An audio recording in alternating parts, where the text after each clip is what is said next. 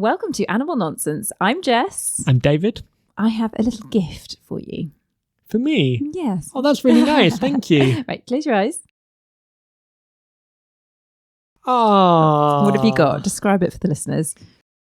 I have a Mickey Mouse and I have a Minnie Mouse, and it's a key ring, and they're in a love heart and they're holding. And also on this, I have an Eiffel Tower and an emblem of the outline of Mickey Mouse's head, which I'm guessing has come from your recent trip to Disneyland Paris. It has indeed. It's this little keyring souvenir to say thank you for looking after Molly while we went to Disneyland.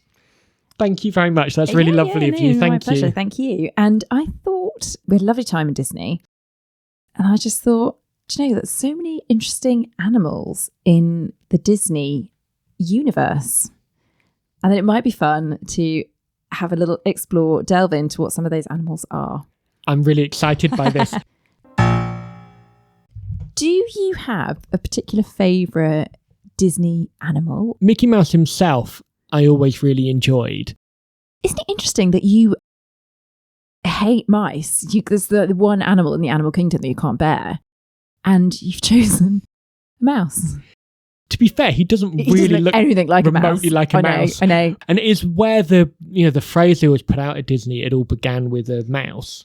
Well, it didn't all begin with a mouse, because actually the first Disney animal, people usually assume that the inaugural Disney animal was Mickey Mouse, but in fact it was Julius the cat, who first appeared in 1922, followed by Oswald the Lucky Rabbit in 1927. Mickey didn't appear until 1928. Oswald the Lucky Rabbit does ring a bell, and from memory, doesn't he look a bit like a haunted Mickey Mouse? Oswald and Julius the cat all just look like variations on Mickey Mouse. I'll show you a picture. It's like the one thing he knew how to draw. Yeah. This is Julius the cat, not unlike Mickey Mouse at all. And this is Oswald the Lucky Rabbit, who is just like Mickey with different ears. And I must admit, from the look of him, I don't know if he's all that lucky. Yeah. Because presumably Oswald would have been, so is this where you're going, would he have been the main character of Disney had Mickey not, reigned supreme and come to dominate? Yeah, I don't know why they went with that, but he's a bit like the Pete Best at Disneyland. You probably won't know, this is quite an obscure one, but there was a Disney spin-off short films called Minnie's Bow Tunes. This is where Minnie Mouse runs a shop of like different hair bows. In this series, Minnie has a pet cat called Figaro, which is the Figaro from Pinocchio is her pet cat. That's a lot of blending. I didn't know that. I really didn't know that. Is that right? And then my brain went down a rabbit hole of the cat is relative to Minnie size-wise as a cat would be to you and I. So... And yet Minnie's a mouse. So is the cat tiny? Is Figaro like teeny tiny, or is Minnie just a huge mouse? Which is it? When you see Mickey and Minnie in a Disneyland theme park, they are larger. They are. In height. Yes. And so I would think then, for that reason alone, that Figaro must be like a micro cat. And also, Figaro is a cat. He's not like an anthropomorphic. He doesn't like walk around on 2 feet and talk. He's a cat. Right, and interestingly, like Pluto is a dog, but Goofy's like a dog. But Goofy is a dog who acts like a person. Gosh, I don't know. So it's so confusing. It's a really experimental animal world that Walt Disney made. It is, and then Goofy is also in a relationship with a cow.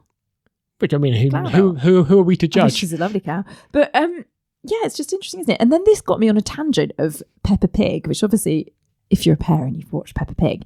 And then there's an episode of Peppa Pig where they go to the zoo, like they do.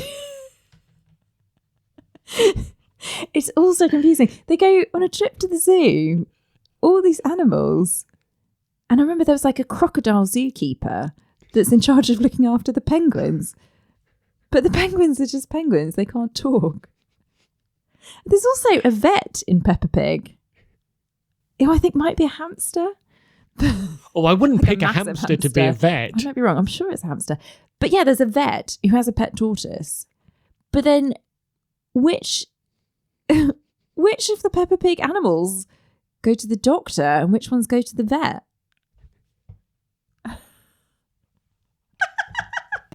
That's a really great question. I don't know. Oh, it's confusing. The universe has isn't got it? really meta.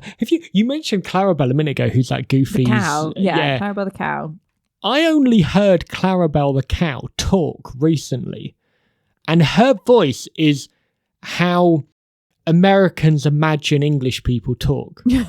So her voice is like that's what Clarabelle's voice is. She's English, yeah. Is she? I don't know. Yeah, and she's, well, at least I thought she was. Yeah, they're doing an English voice for Clarabelle the cow. So I don't know how she got to America or how she met the dog. I don't know. It's also confusing. The first full-length Disney animated film was Snow White and the Seven Dwarfs in 1937. What were your favourites growing up? The Aristocats. Oh, yeah. Because I was really sensitive to something bad happening to animals. But the kittens are never separated from their mother. Right. The mother makes it all the way to the end of the film. Thomas O'Malley joins... Because that's not something they're afraid of in Disney, is killing off the mother. Or no, if anything, they've the got mother. a thirst for it. Yeah. And Thomas O'Malley joins the family and stays with them. So he's not like rejected after helping them. And so it has a really positive ending. The only one with a negative outcome is Edgar the butler, who's a baddie. I also loved it was in France. I thought that was exotic. Yeah, that's nice. They also had, not just like the animated cartoons, but they did lots of other films.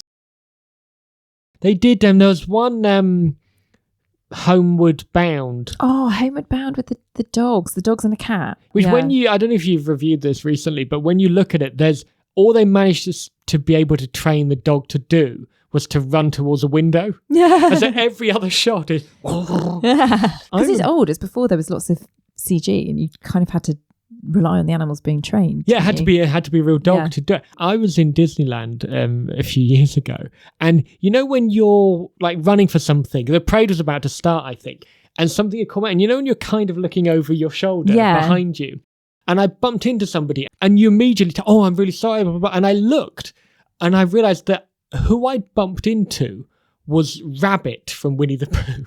Oh. And he turned it, and of course he looks adorable with the big yellow ears and stuff. And I said, "Oh, I'm really sorry." And then so Rabbit showed me that he was okay. Yeah. He did a little jolly dance. Oh. And then I shook his paw, and then off I went. But it's really startling. You bump into someone, you assume you're not expecting it to be a giant rabbit, even in Disneyland.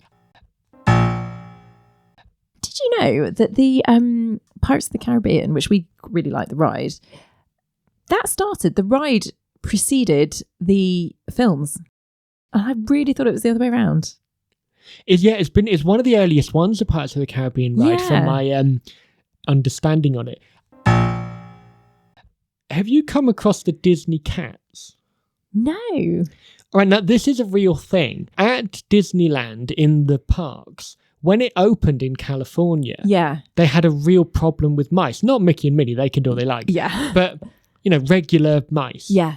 And so guests were coming, and all of a sudden there were mice running around, and they didn't really know what to do about it. And so now what they do is they let stray cats into all of the Disney parks. Really? To control the mice population, because it's the most hygienic way of doing it. Do they look after the cats?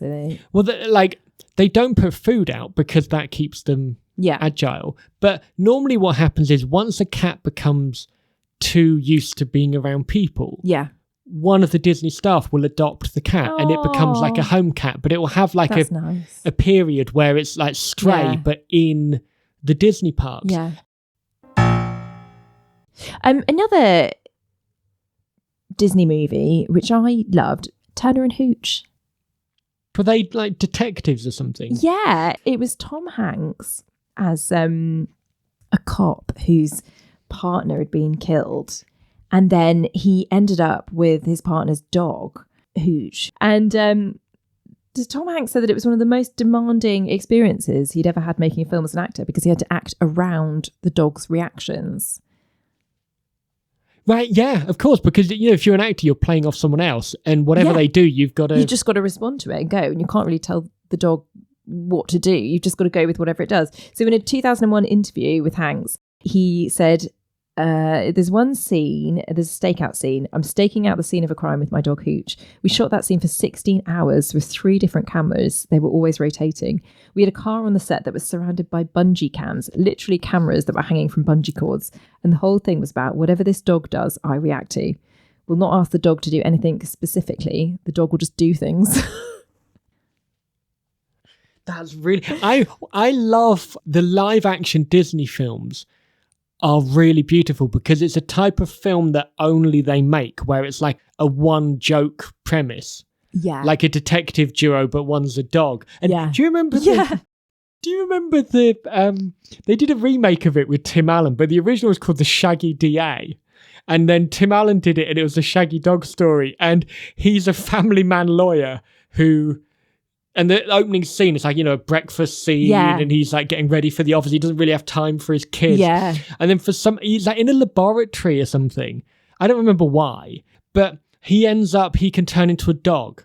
And that's the whole thing. Yeah, so he's like... Does the dog become a human? Yeah, like it goes back to being Tim Allen again. Oh. So he's like a lawyer. Yeah. And then he suddenly starts acting like a dog. And then, of course, like the dog ends up convincing the judge of the case and stuff. Yeah. And the children grow to love the dog, not realising it's their dad, who they've sort of been a bit estranged from because he's always working. Yeah. How interesting. Don't you love that? Like a one premise, like, I'm an ordinary family man, but I've got robot feet. Like a one premise film. Yeah, I used to love the Honey, I Shrunk the Kids. Really love that. And there's so many sequels to that. Yeah. And Scarlett Johansson's in the 3rd sequel of Honey, I Shrunk the Kids as a little kid. Oh, I showed my children the first one. They actually really enjoyed it. I like the one where the kid gets big and he's got like a Lego. I blew up the kids. Yeah, it's really. And he's got the giant bunny and Beethoven. Oh, Beethoven was really nice. Beethoven, like, didn't everyone want a Beethoven? Yeah. I imagine there was like a massive surge in St. Bernard dogs, and then people realised that they were really quite difficult dogs to have as pets. Yeah, I would imagine they're quite demanding, and most people don't live on a mountainside. Yeah. Now, 101 Dalmatians, I think, nearly gave several animators like a nervous breakdown. Right, because just the name alone, you've got a lot of work to do. It's a lot of Dalmatians. And also because they needed to make the Dalmatians unique, so they had to have specific spot patterns. So real Dalmatian puppies were brought into the studio to study. The animators would produce hundreds of sketches a day to capture their playful behaviour and their unique spot patterns. Since every Dalmatian's spots had to be unique, meticulous observation was essential to capture even the smallest differences. Animators managed to portray the dog's emotions and rhythms through the movement of their tails and their ears and their eyes. This is a quote from one animator who recalled that the process was so intensive and exhausting that after making the film, he said, "Just seeing a Dalmatian gives me a headache." And the irony is that making the film probably meant that he would see more Dalmatians because people would want them because they'd seen the film. Oh, yeah. So now it's like he's literally made his own hell. Maybe he just gets loads of Dalmatian-themed gifts for like... Everywhere he closes his eyes, you just see spots. The Lion King. Right. This was the highest grossing film of its release year, which was 1993. Originally, it was going to be a sort of animated National Geographic type thing, so like a bit more factual. Originally pitched as a battle between the lions and the baboons. So then in 1990, another producer, Thomas Schumacher, came on board. Now, he'd just done The Rescuers Down Under. And he decided to attach himself to this project on the basis that, and this is a direct quote, lions are cool. He eventually got promoted to vice president for development. And so a new producer, Don Hahn, came on board and went for a complete rewrite of the script because it was lacking like a clear theme. So it became more of a coming-of-age drama about leaving childhood and facing up to your responsibilities. And then it began to take on that more Hamlet-like plot. You mentioned The Rescuers. Something really cheeky the animators did during that film, because there's literally like a photo of a naked woman in The Rescuers Down Under. Yeah, and the animators put it in. Friendly. And it zooms past, and it's one of those You don't notice. And they're zooming past like a window, and you can find this online. And was it like just a frame of it? It just like flashes up in the background in a window of something as they're running by. But it's so quick, you don't notice it. But what happened was when video started being released, it had already come out years before and it hadn't been clocked when it went to the cinema. So it did a full cinema release, no one ever noticed. Videos, people, like someone must have paused it on that frame. And Disney had to recall the videos, and it was like a bloodbath in the office. Really? Have you seen the stage show of The Lion King? I have, yeah. I cried actually during that Circle of Life when, I don't even remember, but there's like a massive elephant puppet that comes on. It's manned by several people, isn't it? And it comes kind of through the auditorium onto the stage. I just thought it was incredible. And the puppets are made out of light shade material. Yeah. So you can shine lights onto them and it alters their mood rather than them being like furry, like Muppet looking puppets. Yeah. The names of the characters often have Swahili translations. So Mufasa translates in English to king. Nala translates to gift. Rafiki translates to friend. Pumbaa translates to foolish. I think it's Simba they just gave up. Simba literally means lion. Real route one. I stumbled across this on my Instagram. It made me laugh. I think you'll appreciate it. This is a chap singing the opening of Circle of Life.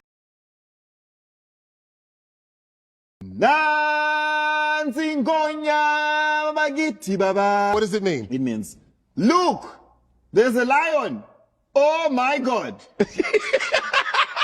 You're joking. That is not what that means. That is not what that means. That's exactly what it means. That's what it means. Look, there's a lion. Oh my God. It's a Look, there's a lion. Oh my God. It's a lion.